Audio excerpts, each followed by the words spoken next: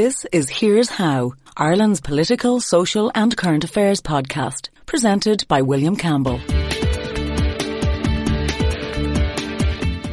Thank you for downloading episode 125 of the Here's How podcast for the 7th of October 2021. It's not all dancing at the crossroads. There are serious problems in rural Ireland, but who's to blame and, more importantly, how can they be fixed? Let's talk to an expert.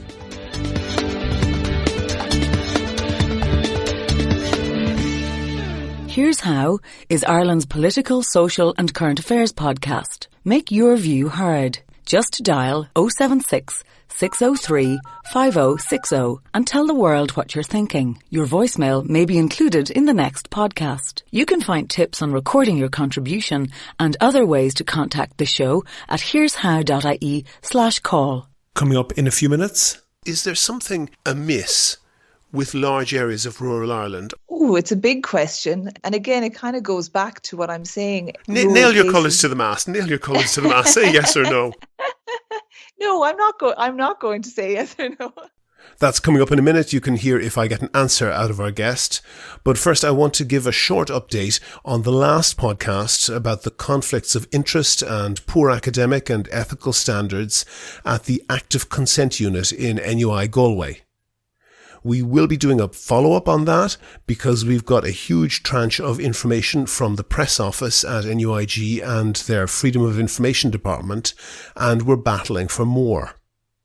One thing that I can say right now is that a spokesman for NUIG essentially conceded in an email to me that the study that led them to claim that 29% of all female students and 10% of all male students are raped while in college, they've conceded that those figures do not apply to the wider student body, only to a small, non-representative sample of people who answered an online questionnaire. In fact, they said that they had never claimed that those figures applied to students as a whole, and they did a sneaky edit on their website, taking down the page where they in fact claimed just that.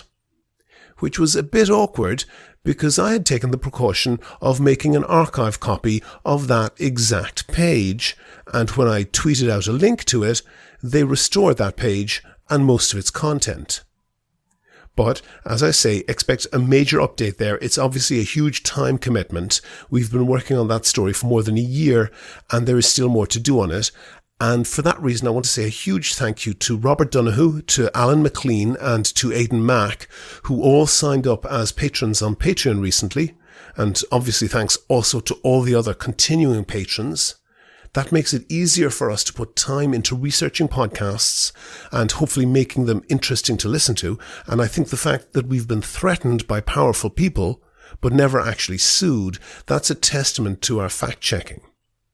So, for all you other listeners, if you could do the same as Robert and Alan and Aidan and chip in €1 or €2 per month, that would really help us to do this more often. The Patreon website allows you to do that automatically. I'll give details of how at the end of the show, and the link is on the website as well.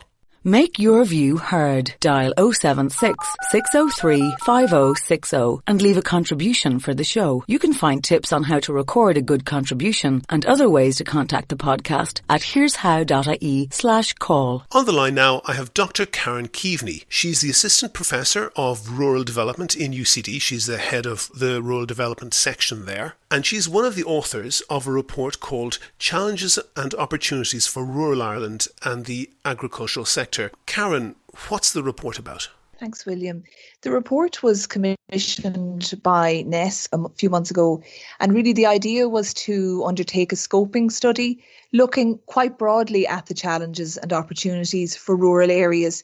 It is part of some broader work that NESC are doing, looking at just transition and all those kind of wider changes that are happening in rural and urban Ireland. I think they're kind of looking at both. So the study we looked at, as I say, it was a scoping exercise.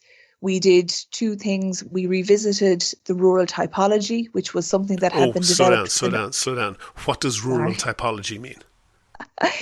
The rural typology was something that was developed in Maynooth University for the National Spatial Strategy. And so that was early 2000s. So this is going back kind of 20 plus years. And we chose to revisit that because we just wanted to see, in terms of looking at rural places, what's going on. So do you mean by typology essentially categorizing different types of economic and social activity so you know what's going on and it can be measurable? Exactly. And one of the kind of key issues for rural areas, and it's a continuing challenge, is kind of putting sort of rural versus urban and deciding rural is one thing and urban is the other. And for a lot of people working in rural, be it rural development or in academic studies related to rural, anything in rural Ireland and beyond, one of our key arguments is that rural areas are incredibly diverse.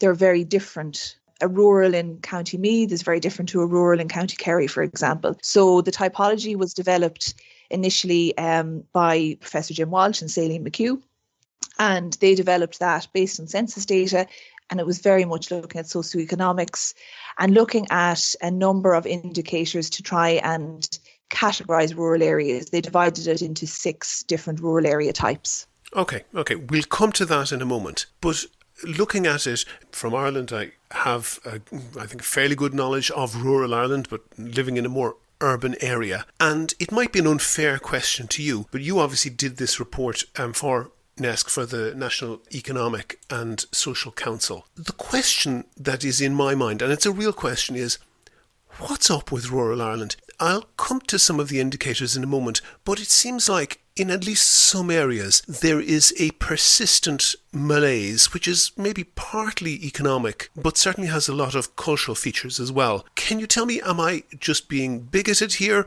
or is there something, and wrong is perhaps a pejorative word, but is there something amiss with large areas of rural Ireland, or is that a false perception on my part? Oh, it's a big question. And again, it kind of goes back to what I'm saying. Nail your colours to the mast. Say yes or no. I'll allow you to expand. No, I'm not going to say yes or no. Okay. I think it's way too complex a question and way too complex an answer. There's different things happening in different rural places. And I think sometimes perception is really, really strong. So you might decide somewhere it has a malaise and maybe there are underlying issues, but go to somebody living in that place. And I think it would be better to ask them what is happening. Do you have any examples, William, you'd like to give me? I do. I'll ask the questions, but I will give you some examples. And I'll give you a couple. I'm sure you're aware, and most of the listeners will be aware, that David McWilliams came up with really an startling statistic recently that Dublin pays 56% of all of the tax paid in Ireland, despite having only 28% of the population. And in some cases that's sort of understandable because Dublin pays, for example, 62% of all the corporation tax, but that can sometimes be because companies who are based in Dublin sell products into rural Ireland, then the tax is declared in Dublin, so that can be sometimes slightly misleading. But that enormous gap is there. So 52% of all the PAYE and USC income tax is paid in Dublin. 52%, more than half of all the tax, paid by slightly over a quarter of the population, 45% of all the self-employed income tax, and 43% of the capital gains tax. There is a huge transfer of resources, about €8 billion of resources being transferred by tax paid in Dublin to be spent in rural Ireland. But if you were to follow the political discussion, and particularly if you were to follow rural politicians, you would think that it was the reverse. What's all that complaining about? So, well, first of all, there are urban areas and cities outside of Dublin, so it's not just. Yeah, so but that further under enhances that point. But Dublin alone, which does not constitute all of the urban areas, but Dublin alone pays 56% of all the tax.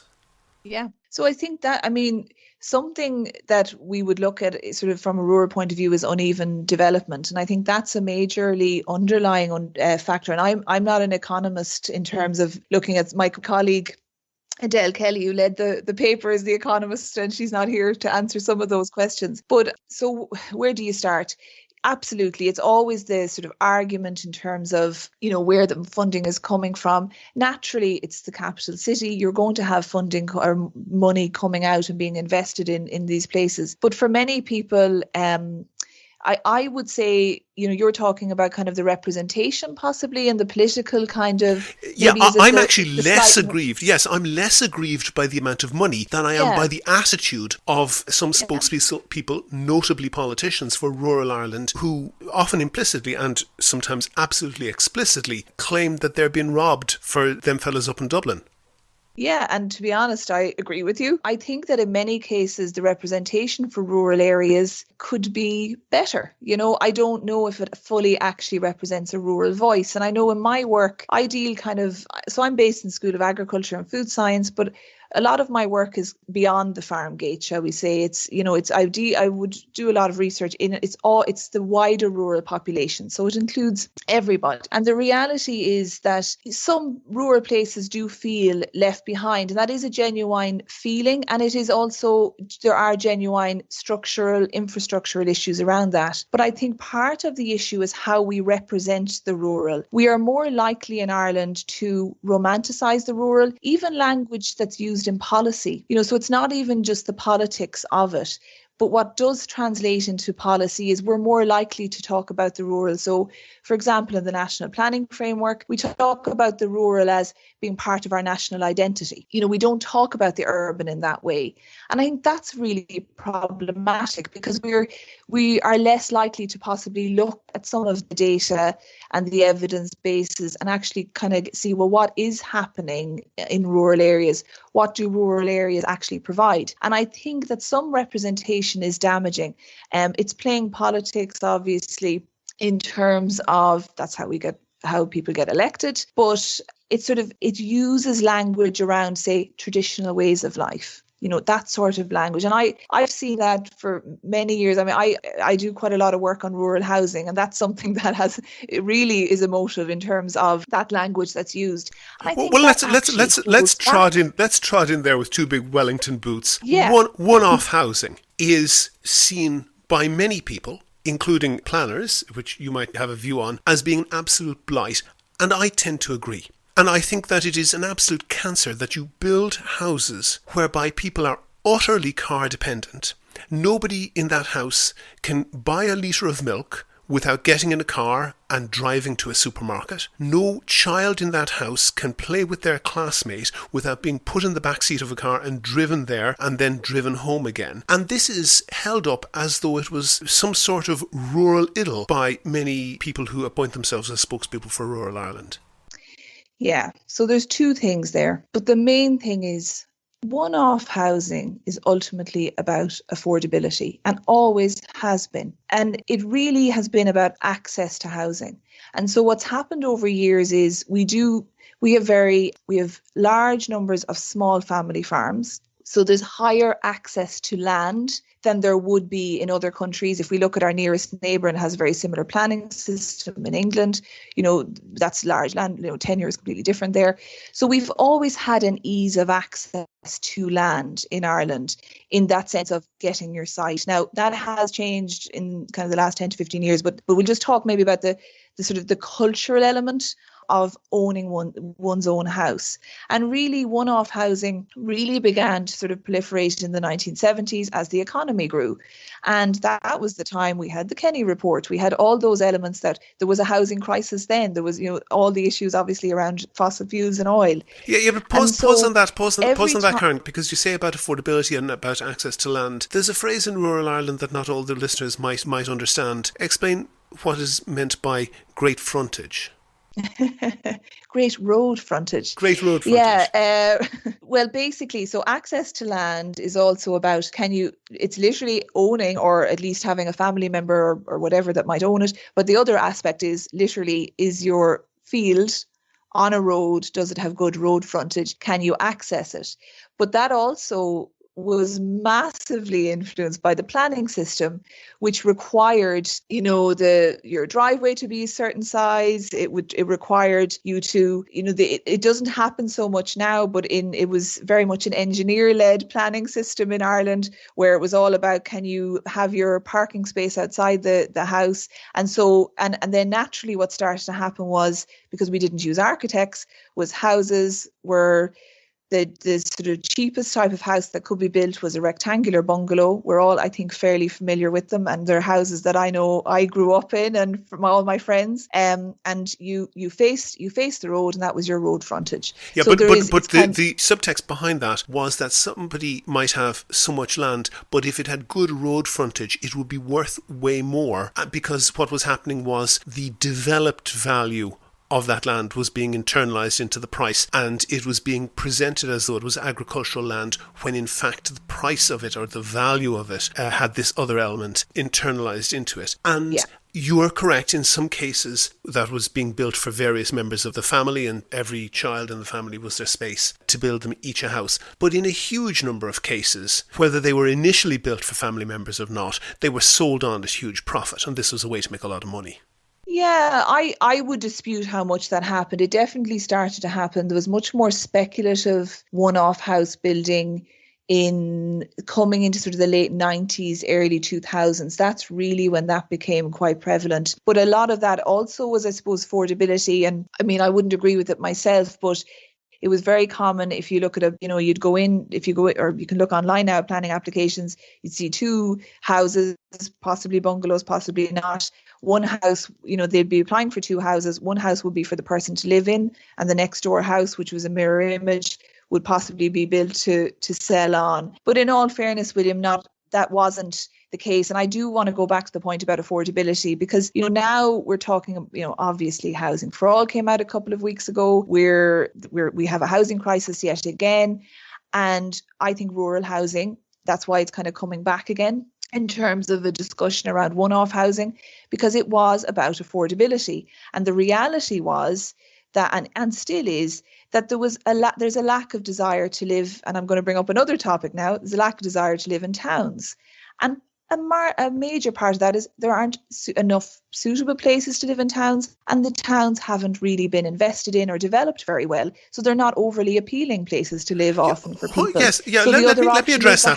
Let me address that, because there are obviously costs and benefits to both rural and urban living. And I'm struck that, obviously, particularly if you live in Dublin, the cost is the price. It's very significantly more expensive to live. But whenever there's a cost in terms of urban living, that's just counted as, well, you made your bed and you sleep in it. That's a cost you have to bear. Whenever there's a cost associated with rural living, it seems to be expected that the taxpayer just ponies up and subsidises that. So, for example, the rural broadband system. Rural broadband is incredibly expensive because there's a huge gap between houses and the technology doesn't suit that very well. And we've got a government subsidised rural broadband system to the tune of €12,000 per house, and it will cost the taxpayer €12,000 per house if 100% of the population signs up for it. That seems to be an improbable thing to happen. And again, I don't want to get too deep into the nitty-gritty of it, but I'm just wondering, is there an association? I'm going to throw out a few topics. Is there an association between that type of demand for subsidies and some other things that I think indicate a malaise in rural Ireland? And one of them that I want to bring up, because I think there's a very poor understanding of it. I've gone through the figures of road deaths in Ireland. And road deaths are normally expressed internationally as deaths per 100,000 people in the population. And the best country in the world is Norway. Norway has a score of two deaths per 100,000. Typically, richer countries do way better. Ireland is quite good. Ireland has 2.9, but you could then go to countries like Eastern Europe and you would get scores of 10, 15, and you might go to poorer countries in Africa and Asia and have very poor scores of up to 25 and 30 deaths per 100,000. But that score of 2.9 in Ireland disguises an enormous variation. And if the Pale, Dublin, Wicklow, Kildare, that sort of area, if that was an independent country, it would by a mile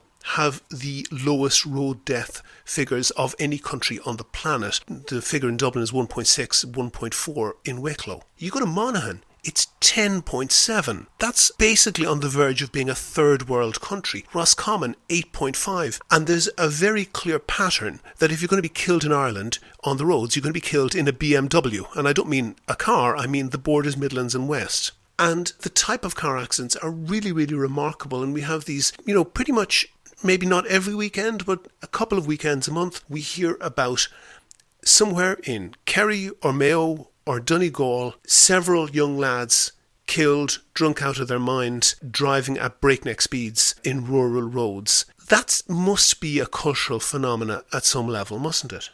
William, to be honest with you, I don't know. I also don't know if I'm in a...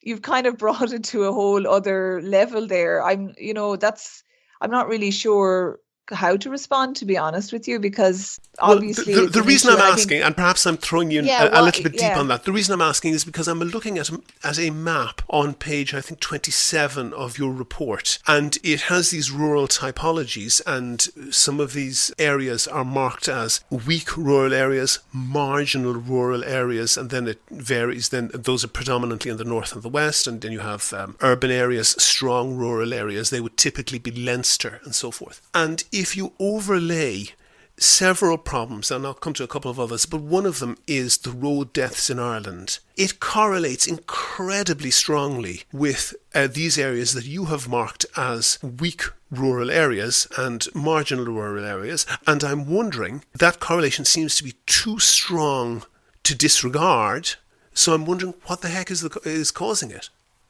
Yeah, and I'm not going to claim to be an expert on that. I think it's actually really interesting. I mean, as a geographer, you're always looking at the spatial relationships, so I think it is very interesting. I mean, obviously, public transport is a significant factor, and you don't. At the end of the day, the options for transport are incredibly limited in rural areas. I mean, I lived in cities for 20 years and never owned a car and only had to buy one when I left Dublin. So, and it is the reality of how we live.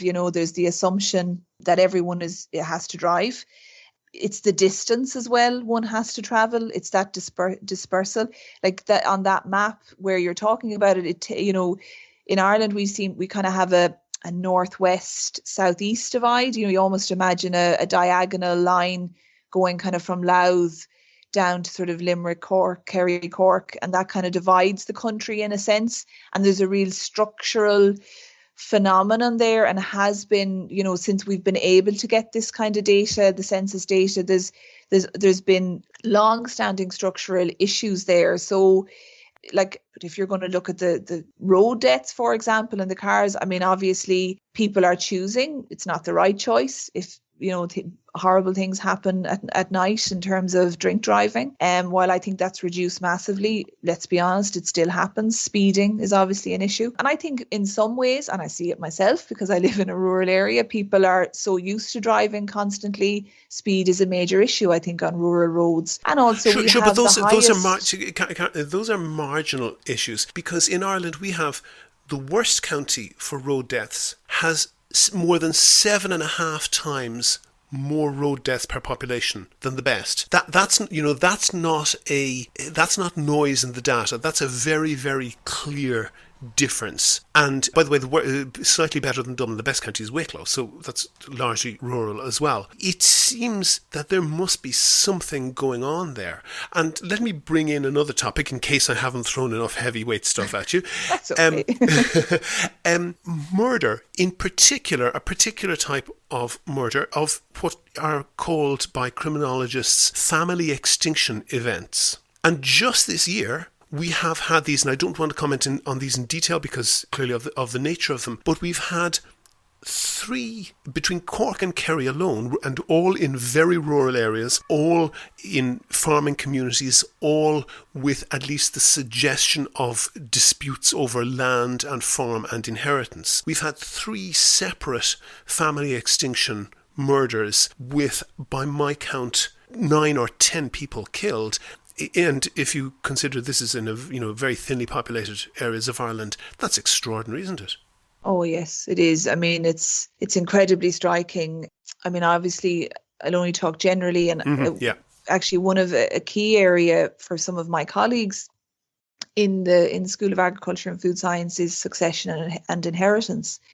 And it is something actually colleagues are looking at there and would know, again, have more in the area of research. But definitely in terms of, and I can, you can only speculate in many ways, but just looking from the outside in, issues are related to land, succession and inheritance. And it's it's an incredibly complex issue because, and again, if you want to tie it into the wider rural phenomenon, less and less people are working directly on farm. That's simply because, technology has improved, we can farm more efficiently, and there's issues with that as well on the environmental side that we may touch on. But the downside, and I talked about that language of culture, identity, tradition. But if there is a strong, we do with land in Ireland and property, we're a bit obsessed, be it urban or rural, that idea of keeping it in the family. And it's not necessarily land that has been back generations. There's also people that maybe it's only one generation the land goes back, but to have got that land, to have raised the funds to buy it to begin with was an incredibly, there's tough stories around land. And I think probably every family in Ireland has some stories about land and property. And so clearly there's obviously incredible psychological and mental health issues going on there that I am in no ways an expert to discuss. But it does show that there's major data, issues. And neither you or I are qualified to discuss the psychology of it. But you would agree that the data there is sufficient data that you've got such a large problem within such a small population that's way far and away beyond what could be happening by chance or by noise in the data. We may not be able to say what's going on, but we can say for sure something is going on there. There is something. I think it's specific, but obviously, because I did see reference. I think even there. I think at the, I don't know, was it the Fianna Fáil thinking somebody was talking about the rural phenomenon. There's obviously, and one thing in urban settings, I don't even have the language around it, to be perfectly honest. I'm kind of loath to even talk about it. But, there's obviously been other issues in families which are non-land related as well. So it obviously is, while yes, there's this year in particular, in 2021, there has been just tragic events. I mean, you obviously would hope that's not going towards a trend, but it does appear to be very much tied in with succession and inheritance and the pressure people are under in terms of that obligation to farm and the motivation to farm. And that is something I've done some research on that in terms of looking at motivations. My colleague Sinead Flannery has done work at why do children of farmers go to the ag colleges, for example? Why do they get the green cert? Is it about obligation or is it about a love of farming? And it's mixed. It's very, very mixed, where you have to start looking at, there are better opportunities now for people to get employment, but often that involves leaving the locality, even if it's only for a temporary amount of time. And so there's pressures there then put on the older population that are left behind that possibly are still farming. And so unfortunately, tensions may arise around that. Okay. The one other issue in my list, you can tell that I've got a list on the screen in front of me, this is going back about a decade to the previous crisis, when, because of essentially gambling on the price of bank shares, the Quinn group based in County Cavan and across the border went bust. The patriarch of this particular business had bet vast amounts of money, lost, and for that reason his businesses perfectly legally fell into the hands of the state. There were really very angry protests on the streets. The rhetoric in those protests was emphatically along the lines of, them fellas up in Dublin are doing us wrong. And this guy, who was before the courts for a variety of issues and, to say the very least, was not cooperative with the authorities, was being portrayed as some sort of local hero, to such an extent that the replacement management brought in to continue running the businesses were the subject of very intense harassment campaigns, culminating in one of the executives being kidnapped and tortured. And to get to where I was going on this, is it possible that the problem here is not so much that people have not been given enough money? There's obviously large transfers of tax funds towards rural Ireland. The problem is that people aren't being challenged. And the problem is that politicians don't have the guts to stand up and to say, actually, no, it's not true that Cavan never gets anything. Cavan gets a very large subvention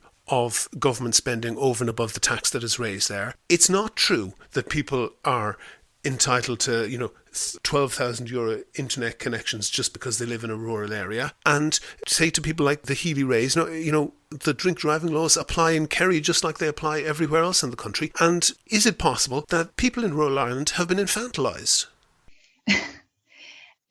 Just thinking about as you're going through that, for me, rural Ireland, to be honest, I think is actually there.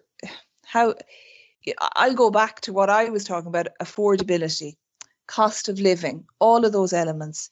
And actually what I think areas, and we'll just say particularly outside Dublin, I think actually apart from, and I think it'll be really interesting over the next few years, we've had two kind of safety valves in Ireland. We've had immigration and we've had rural Ireland, because for many, and it's why we have such a high commuting issue, or we have had a lot of commuting issues. Obviously, we'll be interested to see how that develops. But when people couldn't afford to live in the cities, they had no choice often to move further out. And so, you're talking about the broadband and all the investment and all of that sort of stuff. You were always going to have to invest more per head of population in rural areas. Regardless, it's not just an Irish phenomenon. It's what I talked about at the beginning about uneven development. Explain that. Because at the end of the day, a rural area by its definition is going to be more dispersed, regardless of whether you have one-off housing or not. And we do, particularly in Ireland, have scattered one-off housing. Around a quarter of our housing stock is single dwellings. Now, some of those are up a mountain, but some of them are very close to towns as well. So don't forget the geography of it. I don't want to interrupt you too much, but there's about a quarter of the stock. About 3% of the population is employed in agriculture. Is that right? It's slightly more. We're talking. I think at the moment it's about 6% are directly employed. So but the overwhelming majority of people who live in rural one-off houses are not employed in agriculture. Oh yes, yeah. Completely. Okay, sorry. Go ahead with the point. Yeah, and obviously that low number. That's a national figure. Once you start going out into the rural areas, you would have maybe 20 to 30% of people, in some rural areas working directly in agriculture. So obviously that many, but by no means the majority. Sorry, continue with the point you were making. Absolutely not. But the reality is you have urban to rural, you have high density urban to incredibly low density rural, and you've got everything in between. And regardless of where you're talking globally, you always invest more in per head of population, not actual figures, but per head of population in rural areas. It is the reality. There is a reality we have to live with. We've talked about one-off housing a lot. There's less one-off housing being built, but the reality is a quarter of our housing stock is there. So what do we do about it? The decision isn't, well, we don't fund it, we don't support it. You have to do something. The reality is the population is there. What are you going to do? Move them out? You're not at the end of the day. And going back to what I was saying about the safety valve, I think rural Ireland has been the safety valve because to be honest, we haven't a very good history of planning our urban areas very well. So the reality is you move out and out and out. And so it's about, if you start saying, well, we spend more per head of population in rural areas, there's an unfairness in that, it's actually looking at it the wrong way. It's about saying, how do those places actually work together? How do they interact? Because there's a really strong interdependency. Towns are potentially an engine for rural areas of growth, but they are also, the rural areas also are engines for the towns. They supply resources, the people obviously that are living around. So it's They supply what? Food, obviously, from agriculture, but anything else? Food, food, natural resources, lumber, all the elements, that like how we live day to day. Also, if we're looking at, recreation. I mean, COVID has been incredibly telling in terms of how we're using places differently. And in many ways, this is a really positive time for rural areas, and it's a time to, you would really hope that we actually say, what have we learned from this, and about how we use the places around us, and we're even, and that's going from how we're using public spaces in towns, which I think is very different to how we used them before, because we sort of saw towns as somewhere you drove to and did your shopping and left. I think we're interacting differently locally, but also beyond that, in the more open countryside, we're using our forests differently, for example. People are cycling more. There's all of those. But pause on that, elements. because that's why I interrupted you before. All of those things that you list don't explain why or you can throw in lumberjacks if you want, but don't explain why that great bulk of the rural population, particularly living in one-off housing, that is not involved in agriculture, should be there. And you're right, the houses are where they are, people live where they live, we can't necessarily throw them out. But do you agree it's not something to be aspired to or expanded upon, that we have more and more people building more and more one-off houses in places that are A, economically, B, environmentally, but C, and I think people are underestimating, socially not sustainable. And I would present as evidence of them being socially not sustainable the sort of malaise that I've been talking about earlier. So in terms of policy, surely the recommendation should be to, okay, we have what we have, but make sure we don't build one more single one-off house in rural Ireland. Yeah, so funny what's happened, and this is something I track in a lot of detail. What's happened since the financial crisis is the number of one-off houses has completely disappeared. So obviously 2008, 2009, next to no building was happening. Planning applications, the number of planning applications that are going in to planning at local authorities has declined massively. I mean, it was obviously crazy levels going up to that, in the Celtic Tiger years. So what has happened naturally is that there has been an overall slowdown in one-off housing. And currently the Department for Housing, Local Government and Heritage are in the process of producing new guidelines for rural housing. The last one was produced in 2005. So it's obviously very outdated. And arguably at the time it was called Sustainable Guidelines, and they weren't overly sustainable, to be perfectly honest. It was a really political document. And probably what stopped the continuance of building of one-off housing was the crash. So, but you're saying it's not restarting. Is that what you're saying? It's not to the same extent. And I'll tell you, it's part of the broader housing crisis that we have. The housing has changed massively. You can't throw up a house, and I don't want to sound derogatory when it comes to one-off houses, because I have a complex issue with that. It's not that I don't believe, let people build wherever they can. I do think it has to be managed in a much, much more different way. But part of the problem was a lot of the one-off housing we built was of actually relatively poor quality. We don't have a good history of building energy efficient houses. Obviously the rules have changed around that. Now there's some derogations for one-off housing, but the reality is for anybody who is building a house, they are building it up to that, that A1, A2 level, and that is what's happening at the moment. But the cost of that is phenomenal, even if you have the access. So it brings me back to affordability again. A lot of people are not in a position to afford to build a one-off house, and that is naturally now preventing one-off housing. Also, so just a factual question, because you might know this better than I. Is the proportion of one-off housing being built, is that gone down to zero, or has it gone down much lower than it was when we were building a lot before? Or how have those ratios changed, if at all? It's not, and I don't know, so I don't have the numbers in front of me. It's not gone to zero, but proportionately it has gone down. the numbers have gone down. It's hard to, if when you look at the planning stats, the way they divide them up, they don't actually have they don't have a one-off house. But you can kind of surmise when you look at the rural local authorities in particular, you can kind of, when it's a single dwelling, you can kind of, more or less you can work where it out. It is.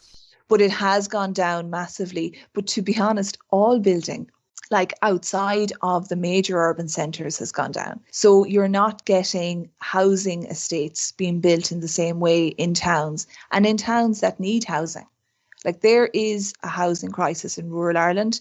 And I think it's hidden in many ways, because the actual numbers aren't that high, but percentage, it's incredibly hard to get a rental in rural Ireland.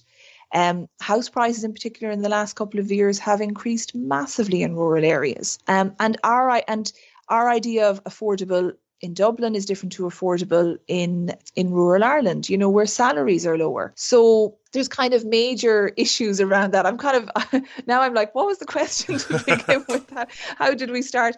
But it's, I think I'm always trying to feel with rural areas, it's really complex. And and sometimes by saying, well, the issues we're part of, there's national structural issues, and housing is a solid example of that. And how it plays out in rural Ireland has a lot in common with urban areas, but maybe it just plays out a little bit differently. But actually, what my biggest issue in my work in this is how urban is so often pitted against urban, when the two are so interdependent. And we all live our lives in this sort of mix of urban, rural, but whether we know it or not. Can I give you an analogy on that? Sarah Palin, back in the days when she was the craziest politician we knew, those were the days. Absolutely, made a point of talking about how she was going to the more real American places, by which she meant largely rural or suburban and overwhelmingly white areas in the US, and she was very clearly drawing a distinction between people who she thought were really American and others who she thought didn't really count as American, obviously too brown for her. There does seem to be an analogous belief in Ireland, and whether you're De Valera talking about dancing at the crossroads or tourist board ad aimed at Irish Americans portraying, green fields and an idyllic rural image, there does seem to be some sort of a denial that if you live in a town, you're not really Irish, and the people who do live in these rural areas are somehow, the world owes them a living for that. Is that possible? Yeah, I do. I think that's there, and it's something, I think it's quite worrying. And right now the language is subtle, but I think in Ireland we're quite good at being subtle in our language. I think politically we pick a tone, but we're probably saying other things. I think I kind of mentioned it at the beginning. Why do we equate rural Ireland with the national identity? I think that's quite worrying, because then it's saying that, well, it's one thing. And actually, what I find, like, our Rural Future came out there is this year as well. And one of the elements missing in that is language around diversity. And actually, rural areas are incredibly diverse. I grew up just, my personal story is I grew up in Roscommon, where it was I think the most exciting and exotic people in Boyle, where I grew up, they were from Italy. That was as diverse as we got.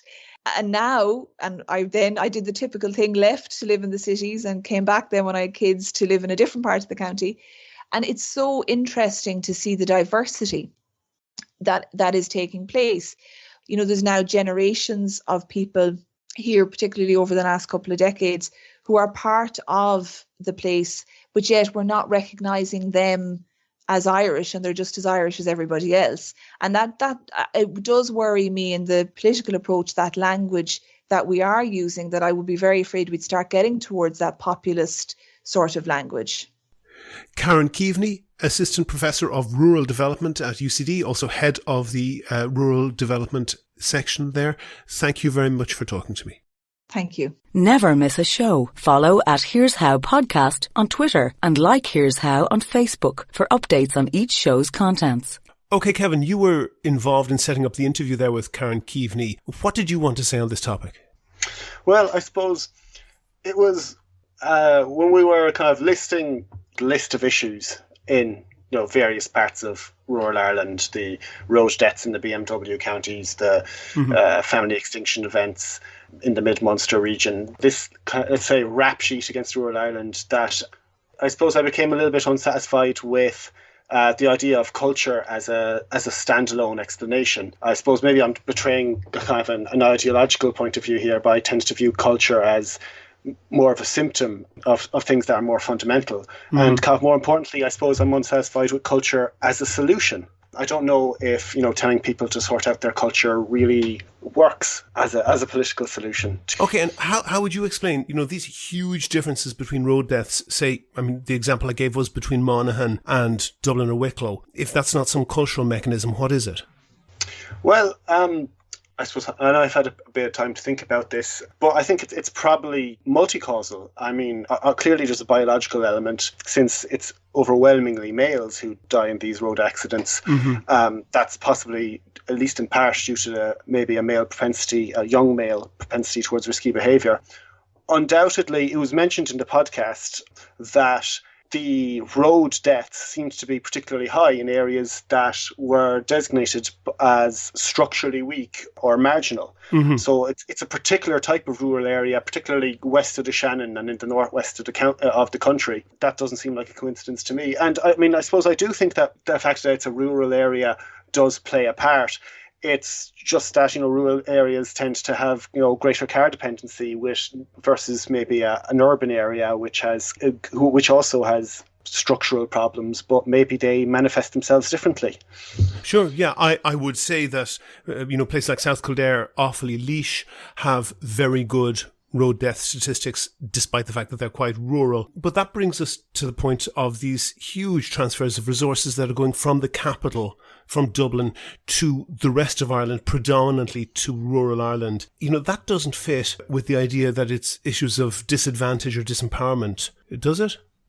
Yeah, well, I would say that sometimes transfers of resources are explicitly targeted towards areas of disadvantage or areas of need.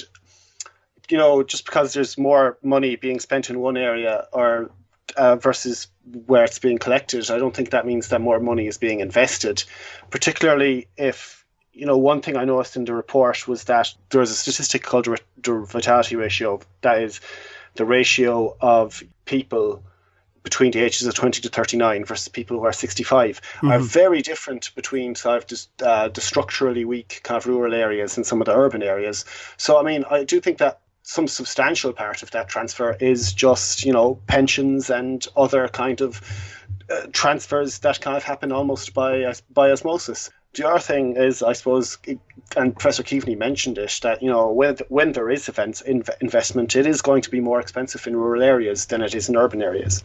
Okay, but I mean, taking for example I hate to say the word, the Healy Rays and these other notable rural TDs who have organised themselves into a rural group in the Dáil recently, I noticed. Doesn't their behaviour and the type of things of, calling for the legalisation of drunken driving, doesn't that betray something about the culture in rural Ireland that people vote for them? Yeah, so with regard to the Healy Rays, don't hang me from the nearest tree, but I think they have identified a real problem when they've tapped into something when they talk about, alcohol limits while driving.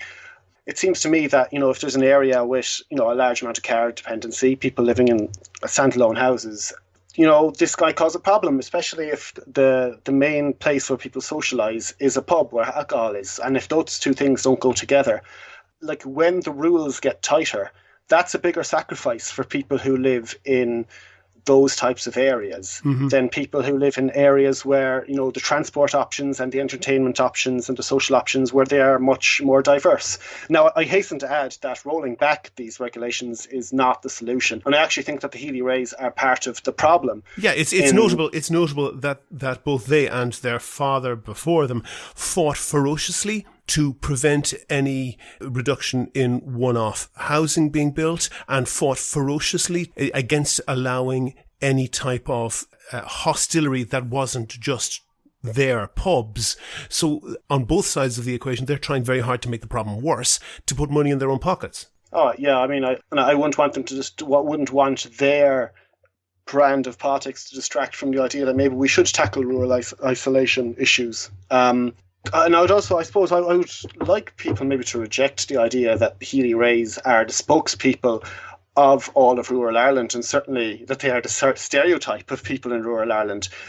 You know, there are other rural TDs that are nothing like the Healy-Raes, whether you agree with them or not. Last rural TD we had on the podcast was Holly Cairns, who is a different political figure. Even if you disagree with her politics, she has less of a resemblance to Sarah Palin than the Healy-Raes. And I think that, you know, I wouldn't want people to feel that they're on the same team as the Healy-Raes, and that team is against people who are hostile to rural Ireland in a general sense. So yeah, I suppose that's all I wanted to say on it, really, unless there's any other questions you have. So. We'll leave it there then, Kevin. Do you agree? Do you disagree? If you want your point of view heard, dial 076 603 5060 and leave a contribution for the show. The lines are open 24/7 and you can find tips on how to record a good contribution and other ways to contact the podcast at here'show.ie/call. Go to the website for sources and references from the show, and while you're there you can like the show on Facebook, follow the show on Twitter at Here's How Podcast, and get in touch with me if you can suggest a guest or a topic for a future show. And thanks again to Robert and Alan and Aidan and all of the patrons on Patreon. Their donations allow us to devote time to research and to finding interesting guests. And if you could do the same as them and donate €1 or €2 per podcast or per month, please do go to patreon.com/here'show. That link is on the website, and also there you can find out how to subscribe to the podcast for free on your computer, on your phone, or by email. All that information is at www.here'show.ie. The Here's How podcast is produced and presented by me, William Campbell. The assistant producer is Kevin Wolf. Thank you for listening.